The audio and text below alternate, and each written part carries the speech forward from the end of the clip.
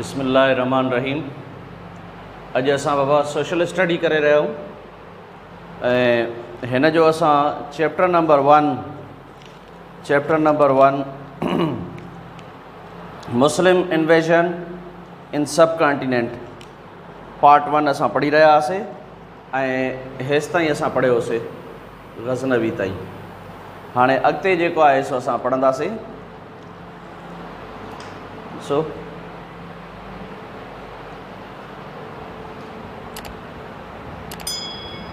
गज़नवी ताईं असां पढ़ियोसीं,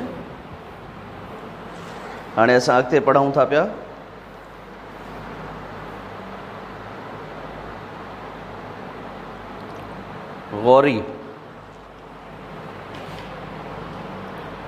Gauri the most serious of the many threats to Khusro Malik was Muhammad of Ghori। तमाम serious जेके ख़तरा हुया, तमाम सीरियस ख़तरा या दड़का हुया जेके खुसरो मलिक खे, उहो हुयो Mohammad Ghori. He managed to capture the fortress of Ghazni। हिन गज़नी जो किलो फ़तह कयो। Mohammad Ghori, as he was commonly known, entered Pakistan in 1175। Mohammad Ghori जीअं त हिन खे आम तौर ते ॼातो वेंदो हो, इहो दाख़िल थियो पाकिस्तान जे इलाइक़े में 1175 में। He destroyed the Ghaznavid garrison in Peshawar। हिन तबाह कयो, ख़त्म कयो गज़नवी जे लश्कर खे पेशावर में। लेटर ही कैप्चर्ड मुल्तान, उन खां पोइ हिन जेको आहे मुल्तान फ़तह कयो। सिंध एंड लाहौर, सिंध ऐं लाहौर इन 1175, 1182 एंड 1186 रेस्पेक्टिवली। हिन जो मक़सदु आहे त मुल्तान 1175 में, सिंध 1182 में एंड लाहौर 1186 में। Muhammad Ghori then became the first Muslim conqueror to cross the river of the Punjab and fought Hindus for Delhi। Mohammad Ghori पहिरियों मुसलमान फ़ाते हुयो जंहिं पंजाब जा दरिया पार कया ऐं विढ़ियो हिंदुनि सां दहली जे लाइ। He captured all the northern subcontinent except Kashmir। हिन हासिल कयो या हिन कब्ज़ो कयो नादरन सब कॉन्टिनेंट ते, यानी उतरे नंढे खंड ते सवाइ कश्मीर जे। Mohammad Ghori moved southwards to the famous Hindu centre of Banaras. पोइ मोहम्मद गौरी जेको आहे उहो ॾखण जे तरफ़ वधियो, जेको मशहूरु मर्कज़ हुयो हिंदुनि जो Banaras. He was also successful in his campaign against heavily fortified territory of Gwalior and Ajmer in Rajasthan। ही पिण कामयाब थियो पंहिंजे मुहिम में, जेका हिकु वॾो इलाइक़ो हुयो ग्वालियर जो, अजमेर जो ऐं राजस्थान जो। He appointed Qutbuddin Aibak the governor of Lahore and Delhi before returning to Ghazni। हिन अपॉइंट कयो, रखियो कुतुबुद्दीन ऐबक खे गवर्नर लाहौर जो ऐं दहली जो वापसि गज़नी मोटण खां पहिरियों। Mohammad Ghori was defeated by the Turkish army in 1205। Mohammad Ghori खे हारायो तुर्किश आर्मी, तुर्कीअ जी आर्मी फ़ौज 1205 में। And rumours were rife that he had bin killed, ऐं इहे अफ़वाहूं आम थियूं त हिन खे मारियो वियो आहे। These stories encouraged Hindu खोखर्स to rise in rebellion। इन्हनि कहाणियुनि जेको आहे हिंदू खोखरनि खे इनकरेज कयो, हिमत ॾिनी त उहे बग़ावत कनि। At the end of 1205, 1205 जे आख़िर में, combined forces of Muhammad Ghori and Qutbuddin Aibak defeated Hindu खोखर्स। गडियल फ़ौज मोहम्मद गौरी जी ऐं कुतुबुद्दीन ऐबक जी उन हिंदू खोखर्स खे हारायो। On his way back two Afghanistan, ऐं जॾहिं ही वापसि अफ़गानिस्तान वञी रहियो, मोहम्मद गौरी वॉज़ असासिनेटेड, मोहम्मद गौरी खे मारियो वियो या क़तल कयो वियो। नेक्स्ट पेज ते आहे बाबा slave dynasty of first Delhi सल्तनत। At the time of his death, Muhammad Ghori has appointed 4 governors in Ghazni. हिन जे मोहम्मद गौरी जे मरण जे वक़्तु हिन 4 गवर्नर्स जेको आहे सो गज़नी जा मुक़ररु कया। गज़नी, मुल्तान, लाहौर एंड बिहार, ये 4 गवर्नर हिन अपॉइंट कया। Qutubuddin Aibak had the support of others and became the ruler of the land. Qutubuddin Aibak खे ॿियनि जी बि मदद हासिल हुई, इन जे करे ही जेको आहे उन ज़मीन ते हुक्मरान थियो। Governor of Ghazni however opposed him, Ghazni जे गवर्नर हिन जी मुखालफ़त कई, but was defeated by Qutubuddin Aibak army in 1208, पर कुतुबुद्दीन ऐबक जी फ़ौज हिन खे हारायो 1208 में। Qutubuddin Aibak became the sultan of the land, Qutubuddin Aibak जेको आहे उहो इन ज़मीन जो हुक्मरान थी वियो, सुल्तान थी वियो। विथ दिल्ली एज़ हिज कैपिटल, ऐं हिन जो जेको गादीअ जो हंधि हुयो दिल्ली थियो। इन 1210 1210 में Qutubuddin Aibak died as a result of falling off his polo pony, Qutubuddin Aibak जेको आहे उहो मरी वियो जॾहिं ही जेको आहे किरियो पोलो रांदि खेॾंदे। He was succeeded by his son-in-law Shamsuddin Altamash, ऐं हिन जो जानशीन थियो हिन जो ॼाटो Shamsuddin Altamash, who was challenged by other Ghori rulers, जंहिंखे वरी चैलेंज कयो वियो ॿियनि गौरी रूलर्स जे तरफ़ खां। It was not until 1229 after defeating all of them that Altamash became the Sultan of Delhi. इहो 1229 खां पोइ जॾहिं सुल्तान अल्तमश दिल्ली जो सुल्तान थियो उन्हनि सभिनी खे हाराए करे। 1226 the Khilji ruler of Bihar, 1226 में खिलजी हुक्मरान बिहार जो Ali Mardan Khan declared himself independent of the sultanate, पंहिंजी हिकिड़ी आज़ाद रियासत जो ऐलान कयईं।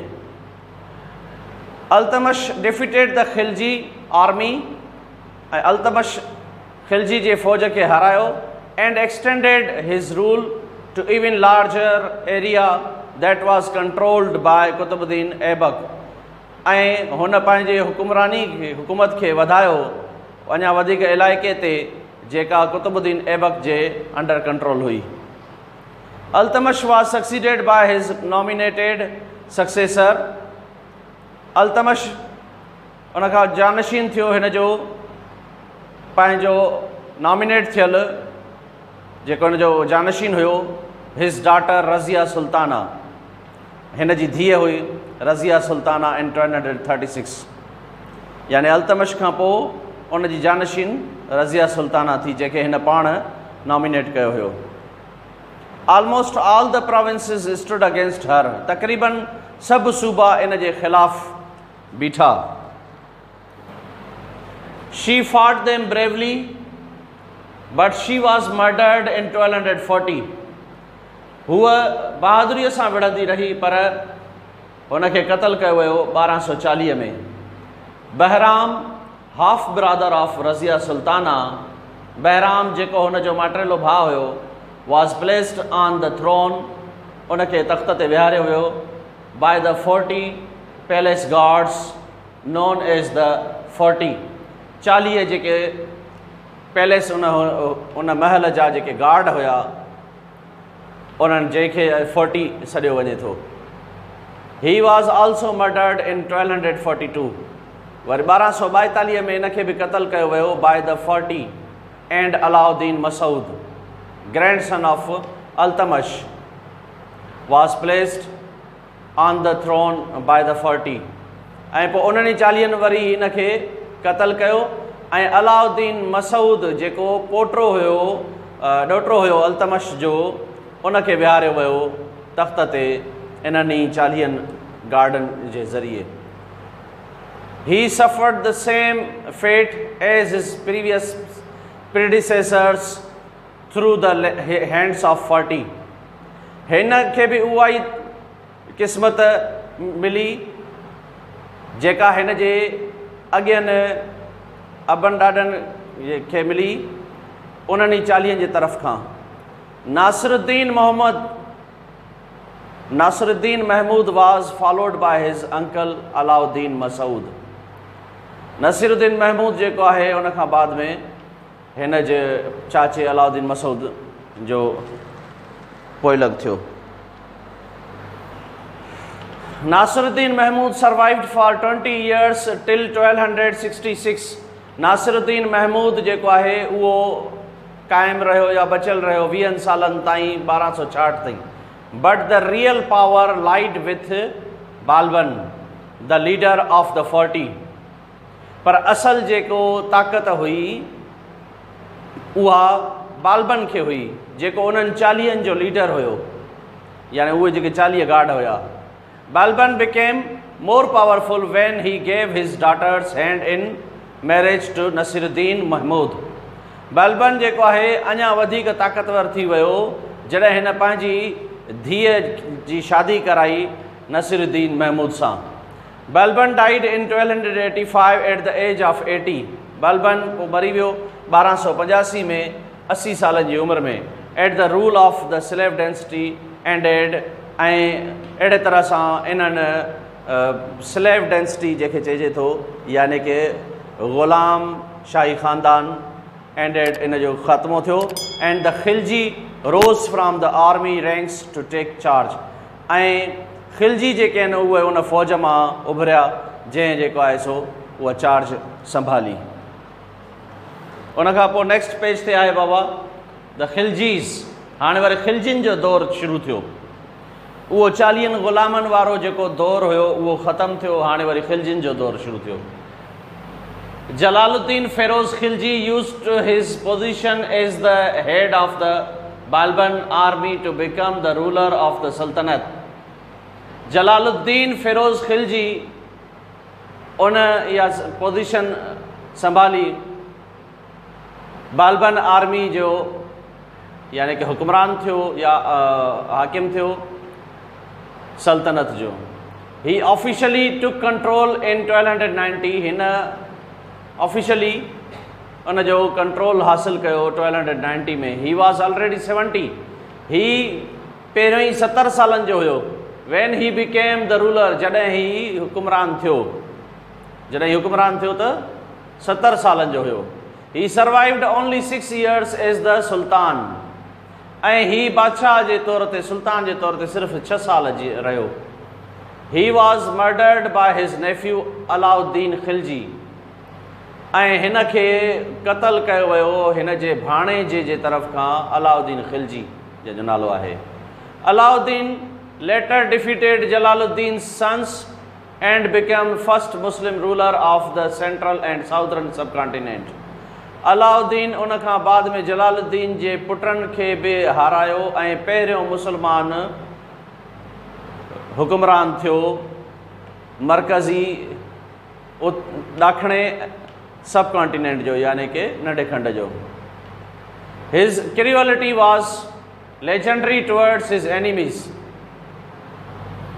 हिन जे दुश्मननि लाइ हिन जो ज़ुल्म जेको आहे सो उहो मशहूरु हुयो। एंड द पीपल अंडर हिज रूल। ऐं जेके हिन जे ज़ेर दस्त हिन जे हुक्मरानी में माण्हू हूंदा, अवाम हूंदी।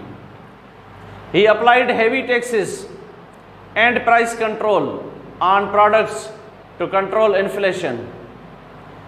हिन जेको आहे तमामु ॻरा टैक्स ऐं क़ीमत ते कंट्रोल जेको आहे सो रखियो शयुनि जे पंहिंजे इन्फ्लेशन खे कंट्रोल करण जे लाइ। ठीकु आहे। Shopkeepers received lashes for overpricing. दुकानदारनि खे कोड़ा हया वेंदा हुया। लेश चइबो आहे कोड़ा हया वेंदा हुया वधीक रक़म वठण ते। If somebody waited less as compared to the price he charged, जेकॾहिं कोई माण्हू घटि तौर कंदो हुयो जेका हू रक़म वठंदो हुयो त उनखे बि सज़ा ॾिनी वेंदी। The deficient weight was completed from his flesh, त पोइ उनजो खुटल जेका उनजे वज़न हुयो उहो उनजे गोश्त सां पूरो कयो वेंदो हुयो, यानी उन जिस्म जो गोश्त कटे करे उनजो खुटल वज़न पूरो कयो वेंदो हो। The 20 years reign of Alauddin ended with his death in 1316. ये 20 सालनि जो जेको दौरे हुकूमत हुयो अलाउद्दीन जो उहो ख़तमु थियो हिन जे वफ़ात खां पोइ 1316 में। After his death, Malik Kafur, his slave general, tried to take over the Sultanate. हिन जे वफ़ात खां पोइ मलिक कफूर जेको हिन जो ग़ुलाम जनरल हुयो उन कोशिश कई सल्तनत ते कब्ज़ो करण जी। ही even blinded the 2 sons of Alauddin Khilji, हिन एतिरे क़दुरु जो अलाउद्दीन खिलजी जे 2 पुटनि खे अंधो करे छॾियो। The 3rd son Mubarak was able to forestall his fate by having Malik Kafur killed, ऐं पोइ हिन जो 3 सन मुबारक जेको हुयो उहो इन क़ाबिल थियो त उन जेको आहे मलिक कफूर खे मारियो। मुबारक देन बिकेम द सुल्तान, मुबारक उन खां पोइ बादशाह बणिजी वियो, सुल्तान बणिजी वियो। ही only ruled for 4 years from 1316 to 1320, हिन सिर्फ़ु 4 साल हुकूमत कई 1316 खां 1320 ताईं। In 1320, Khusro Khan, a Hindu, converted to Islam and favorite courtier of Mubarak, had him murdered.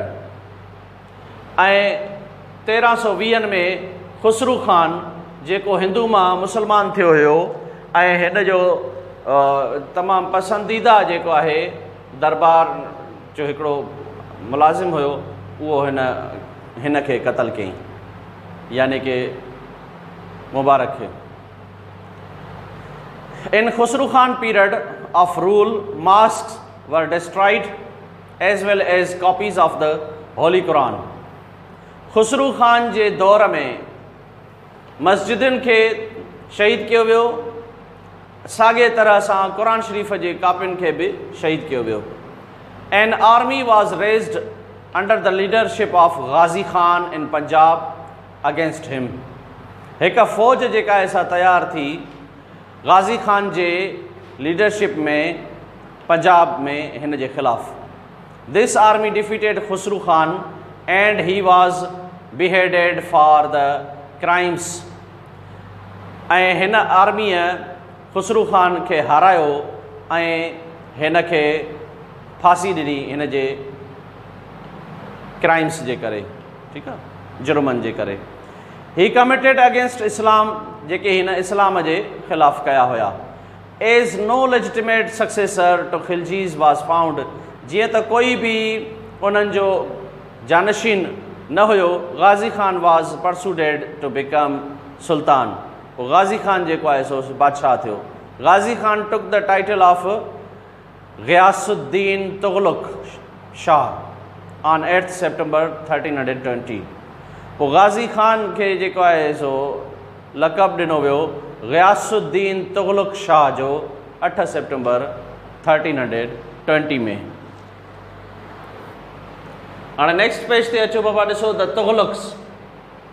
Ghazi Khan was gentle soul. Ghazi Khan जेको आहे हिकु रहमदिल रूह हुयो।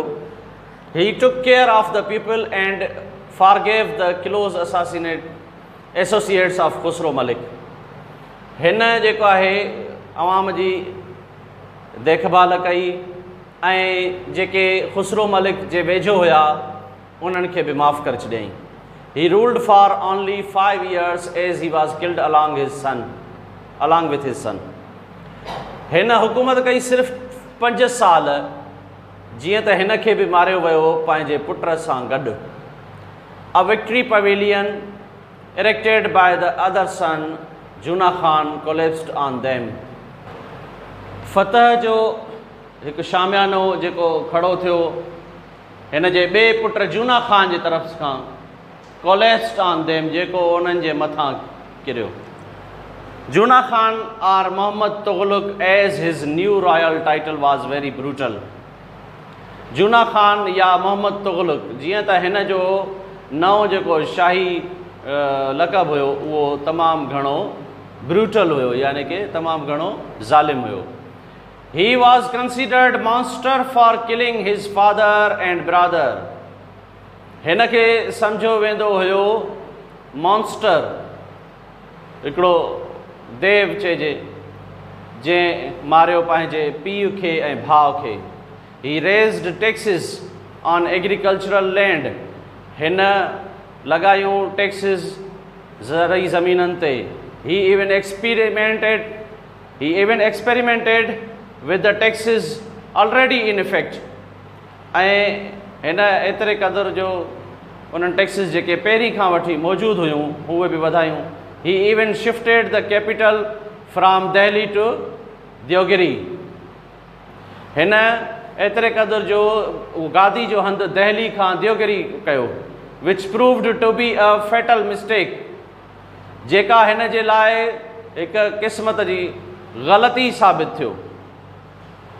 ठीकु आहे न, या मौत जी हिकिड़ी ग़लती साबित थियो। Later he returned the capital to Delhi. उन खां पोइ वरी हिन जेको आहे इहा दिल्ली वापसि जेको आहे कैपिटल ठाहियो। In 1328 to 1329, 1328 खां वठी 1329 ताईं मुग़ल्स कन्वर्टेड मंगोल्स, मुग़ल जेके कन्वर्टेड मंगोल हुया, यानी कि मंगोल जेके मुसलमान थिया हुया, swept through Multan and Lahore, उहे ॿुहारींदा आया मुल्तान खां वठी लाहौर ताईं, यानी इहो फ़तह कंदा आया। The Sultan was forced to pay large sum of money to Mughals for not attacking Delhi. ऐं सुल्तान खे इन ते ज़ोर ॾिनो वियो त हिकु वॾो अमाउंट पैसनि जो, हिकु वॾो रक़म मुग़लनि खे ॾिनी वञे त जीअं उहे दिल्लीअ ते अटैक न करनि, हमिलो न करनि। Muhammad Tughlaq was killed in 1351 while fighting the rebellion in Sindh. Mohammad तुग़लुक़ जेको आहे उनखे मारियो वियो 1351 में, जॾहिं ही सिंध में बग़ावत जे ख़िलाफ़ विड़ी रहियो हो। अॻिते हलूं था पिया।